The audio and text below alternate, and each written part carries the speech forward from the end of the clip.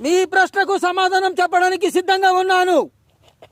ఆగమ్మా, నీకు ఆస్తి కావాలా, ఐదో తనమే కావాలా అంటే హిందూ స్త్రీ ఐదో తనమే కోరుకుంటుంది. నిజం చెప్పమ్మా. నాన్న బతికే ఉన్నారు కదూ, భర్త బతికుంటే విధవరాలుగా ఎందుకు బతుకుతున్నావమ్మా? ఏ కొడుకు ఏ తల్లికి వేయని ప్రశ్న నేను వేస్తున్నాను. చెప్పమ్మా, నా తండ్రి పేరేమిటి?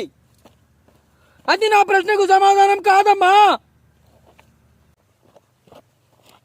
ఇది ఆనాడు వదినకు లక్ష్మణుడు గీసిన లక్ష్మణ రేఖ అనుకో.